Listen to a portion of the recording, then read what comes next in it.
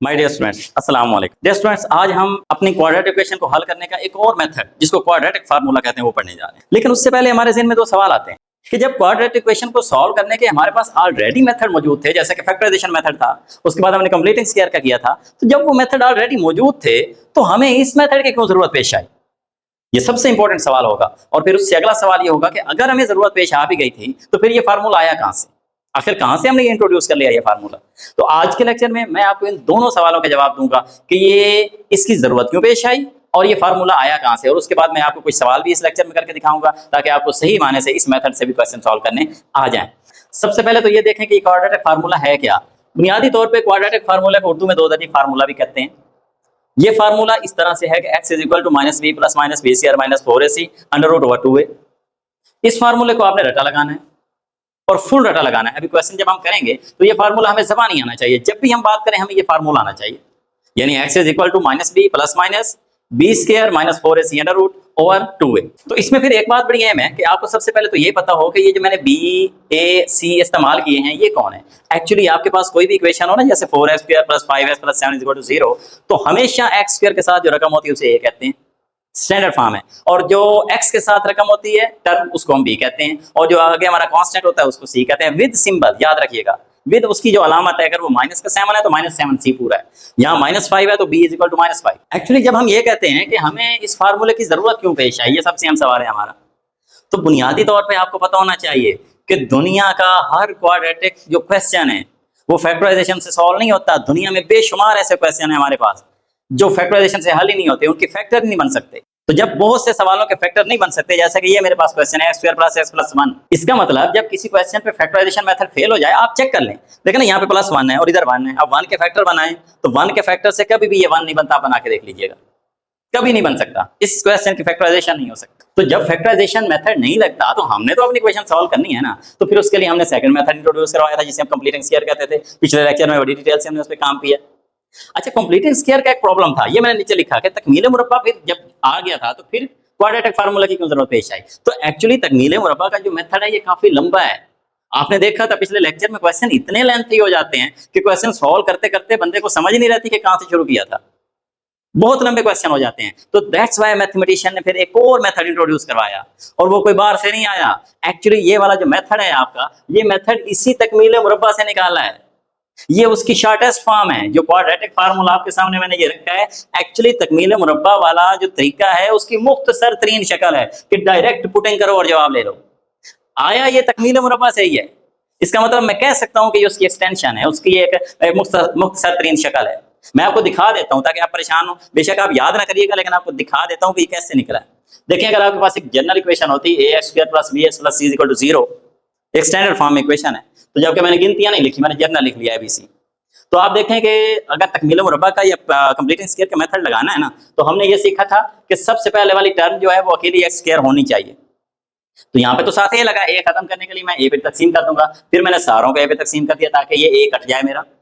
यहाँ से तो ए कट गया, लेकिन बी बटा ए बच गया और सी बटा ए भी बच गया। ये सी में उठाकर उधर ले गया था, माइनस सी हो गया था। अब आप देखें कंप्लीट स्क्वायर करने के लिए ये तो सही मुरब्बा था, ये वाला बी बाई ए और एक्स था, और मुझे आगे अगली टर्म मुरब्बे वाली खुद लगानी होती थी, आपको याद है। तो फिर मैं क्या कहता था कि जो यहाँ टर्म है उसका हाफ इधर लगा दो, यही मैं कहता था। मतलब बी बटा ए है तो साथ 2 लगा के यहाँ लगा दो, ये बी बटा ए था तो बी बटा 2a लगा दिया मैंने।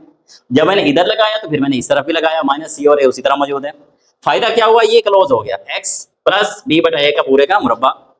इस तरफ क्या है, b का स्क्वायर और 2a का मुरब्बा कितना बन गया, 4a स्क्वायर माइनस c और a। इनका मैंने ज़ाफ़ का ले लिया, 4a स्क्वायर और a का ज़ाफ़ का लूं ना तो 4a स्क्वायर ही आता है, आपको पता होगा, क्योंकि ये बड़ी टर्म है, ये तो उसके अंदर है। तो पहले तो 4a स्क्वायर से 4a स्क्वायर सारा कट गया, सिर्फ b स्क्वायर बच गया, और जो a है सिर्फ एक a कट जाएगा, बाकी 4a बच जाएगा। 4ac से जर हुआ तो 4ac। इधर मेरा था मुरब्बा, मैंने दोनों तरफ जदर ले ली, मुरब्बे से जदर कैंसिल हुई तो x प्लस बी और a, और इधर देखिए B square minus 4ac over 4a square. तो देखिए 4 की जदर आ सकती है और a स्क्वायर की जदर भी आ सकती है, तो इसलिए 2a बन गया। नीचे से जदर खत्म, सिर्फ ऊपर वाले हिस्से की जदर रह गई। जब ऊपर वाले की रह गई तो अब मैंने s निकालना था, तो ये प्लस बी और a इधर लेकर आया, इधर माइनस बी ओवर 2a बन गया। अब ये भी 2a, ये भी बटा 2a, तो दोनों कैल्सियम 2a, तो ये ऊपर वाले आपस में साथ साथ बैठ गया, minus B plus minus B square minus 4ac। गौर करें, यही तो फार्मूला था, ठीक है। जो मैंने यहाँ निकाला minus B plus minus B square minus 4ac under 2a, यहाँ भी तो मैंने वही फार्मूला लिखा है, इसी को तो मैं क्वाड्रेटिक फार्मूला कह रहा हूँ। यानी ये कुछ बाहर से नहीं आ रहा, ये एक्चुअली तकमील मुरब्बा वाला फार्मूला, जो तकमील मुरब्बा वाला मेथड है, एक्चुअली ये उसकी शॉर्टेस्ट फॉर्म है, सिंपलेस्ट फॉर्म है उसकी, और ये हमें बड़ा फायदा देती है। ये बड़े बड़े सवालों को जल्दी जल्दी सॉल्व करवाने में मदद देती है। और हम मोस्टली आगे चलकर जो मैथमेटिक्स में जब हम काम कर रहे होते हैं, हम ज्यादातर लगाते ही क्वाड्रेटिक फार्मूला है, और ये दुनिया के हर सवाल पे फिट बैठ जाता है, इसकी लिमिटेशन का कोई प्रॉब्लम नहीं है। क्वाड्रेटिक इक्वेशन हो गई, ये भी याद रखनी है ना कि आप कहीं क्यूबिक पे लगा देता हूँ, लगाना क्वाड्रेटिक पे है। तो आइए कुछ क्वेश्चन करके देखते हैं। आपके सामने ये क्वेश्चन है, ये बड़ा इजी क्वेश्चन है, आप देखिएगा कि क्या कहा गया। आपको 2x² - 5x + 3 = 0। सबसे पहले तो आप एक काम करें, यहाँ से आप लिख लें कि a = 2, b = -5, c = +3। वैल्यूज मैंने लिख लिया, x² के साथ वाले को a कहते हैं, x के साथ वाले को b, और ये वाला क्या कहलाता है, c कहलाता है। अब सिंपली मुझे क्या करना है, क्वाड्रेटिक फार्मूला इस्तेमाल करते हुए ये यहाँ मैं लिख लेता हूँ दो दर्जी फार्मूला की मदद से। अब देखिए क्या फार्मूला क्या है, x = -b + -b² - 4ac, जैसे मुझे रटा है आपने भी इसको रटा लगा लेना है, और 2a। तो कीमत पुट करते हैं, देखिए माइनस b की वैल्यू क्या है, b एक ये फार्मूले का माइनस है, b की अपने भी माइनस है, तो वो मैं माइनस ब्रैकेट में लगा लेता हूँ ऐसे, ताकि गलती ना हो। फार्मूले वाली माइनस, आगे b की वैल्यू भी माइनस में है, प्लस माइनस, फिर यहाँ आगे फिर b का स्क्वायर है, तो b की कीमत तो -5 है, -4 इंटू a की वैल्यू क्या है 2, आगे c की वैल्यू क्या है 3, और यहाँ से आगे जजर है तो मैं ऊपर जजर लगा देता हूँ, और पूरे का बटा क्या है 2 इंटू a की वैल्यू है 2। तो finally minus minus plus, plus minus, 5 का मुरब्बा 25 होता है, मनफी का मुरब्बा भी जमा में आ जाता है, 4 2 8 और 8 3 24, माइनस बन गया 24। ये तीनों आपस में ज़रब होंगे, क्योंकि 4ac का मतलब है 4 ज़रब a ज़रब c, ऊपर इनके जज़र, नीचे कितना बन गया 4, आसान, 5 प्लस माइनस 25 में से 24 गया तो 1 बच गया, 1 की जज़र बटा 4। इसका मतलब ये हुआ कि 5 प्लस माइनस 1, 1 की जगह 1 नहीं होती है, ये तो आसान है, और बटा क्या है 4। अच्छा देखें इसके अंदर भी प्लस माइनस चल रहा है, देखें ना सेंटर में प्लस माइनस है, इसका मतलब यहाँ भी दो पीसेज होने हैं, जैसे फैक्टराइजेशन में हुए थे, जैसे कंप्लीटिंग स्क्वायर में हुए थे। तो अंदर प्लस माइनस है ना, तो दो हिस्से करूंगा, एक हिस्से में लिखूंगा x = 5 + 1/4, और एक हिस्से में लिखूंगा x = 5 - 1/4। ये इस तरह कर देना है आपने। ये देखिए, तो अब यहाँ से जो आंसर है 5 + 1 6/4, और इन दोनों को अगर मैं 2 पे काट दूं तो 2 3 6 और 2 2 4। इधर का आंसर देखें, x = 5 में से 1 गया तो ऊपर 4, नीचे 4, 4 से 4 कैंसिल 1। इसका मतलब जो आपका सोल्यूशन सेट है वो बहुत ही आसान आ गया है, 3/2, 1। ये ले जनाब, ये आपका आंसर है। देखिए फार्मूले ने बड़ी आसानी से आपको जवाब दे दिया, जस्ट आपने वैल्यू उठानी है, फार्मूले में पुट करें, थोड़ा सा सॉल्व करें, आपका आंसर है। आइए एक और क्वेश्चन देखते हैं, जरा ये कैसे होगा। इसमें ये था x² + x = 42 था, तो मैंने सबसे पहले ये काम किया है कि मैंने ये 42 इधर लेकर आ गया हूँ, -42। जब ये इधर आ गया तो अब मुझे लिख लेना है कि a कौन है, b कौन है और c कौन है। तो a तो मेरा यहाँ से x² के साथ कुछ नहीं है, मतलब 1 है। मजे की बात है, यहाँ पे b भी 1 है, और c x के साथ भी 1 है ना, और c अलबत्ता यहाँ पे -42 है। Okay, once again by using quadratic formula लिख लेते हैं। फार्मूला ये कहता है कि x = -b, फार्मूला पहले लिखेंगे, प्लस माइनस b² - 4ac पूरे का स्क्वायर रूट, और नीचे 2a।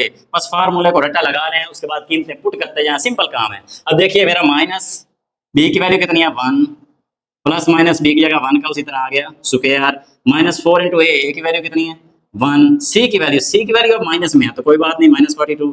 यहाँ पूरे की जजर हो गई, और पूरे का बटा 2 इंटू a के बदले 1 आ जाएगा। अब देखिए अब क्या होगा, ये -1 वैसे ही, 1 का मुरब्बा 1। अब देखिए इन तीनों ने ज़रब होना है, 4 × 1 ज़रब -42, एक पीछे माइनस है, एक अंदर माइनस है ज़रब में, ये -4 है ना, और ये -42, तो माइनस माइनस आंसर किस में आने वाला है, प्लस में आने वाला है। तो 4 1 4 और 42 × 4 कितना हो जाएगा, ये देखिएगा 4 2 8 और 4 4 16, 168 बन गया। इसकी जजर नीचे कितना 2 1 2, -1 प्लस माइनस, ये कितना बन जाएगा 169, नीचे 2। तो अब बहुत आसान है, -1 प्लस माइनस 169 की जगह कितनी आती है 13, और नीचे कितना है 2। देखें अब ये सवाल भी आसान हो गया है, दो पार्ट करूंगा। इधर मेरा x चल रहा था, आपने यहाँ x लिखना है, आपने कहना है x = -1 एक बार प्लस का 13/2, और यही x = -1 एक बार माइनस का 13/2। तो देखिए फाइनली -1 + 13 कितना बनेगा 12, और यहाँ से कितना आंसर आएगा 6, और इधर देखिए ये बनेगा माइनस का 14, तो यहाँ से आंसर कितना आएगा -7। इसका मतलब ये हुआ द सिंपल है solution set is equal to -7, 6। ये है आपका इसका आंसर। ये आसान क्वेश्चन है, मुश्किल नहीं है। क्वाड्रेटिक फार्मूले में आपने जब भी बात करनी है, आपने सिर्फ एक बात का ख्याल रखना है कि जरा ध्यान से ए की कीमत, बी की कीमत और सी की कीमत लिख लेनी है आपने। जैसे लिखनी है विद सिंबल लिखनी है, देखा ना 42 के साथ माइनस था, 42 इधर था, इधर नहीं रखना, 42 इधर लेकर आए स्टैंडर्ड फॉर्म में, उसके बाद एबीसी निकालें। उसके बाद तो जस्ट आपके पास फार्मूला है, आपने वैल्यूज पुट करनी है और आपका आंसर आ जाता है। आज का जो लेक्चर था ना मेरा, वो बुनियादी तौर पर इस बात पे था कि ये क्वाड्रेटिक फार्मूला क्या होता है।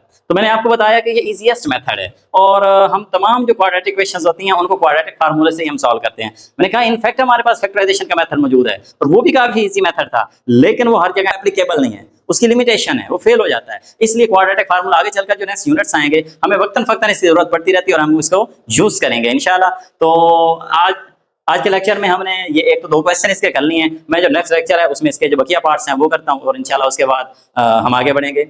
अल्लाह हाफिज, थैंक यू।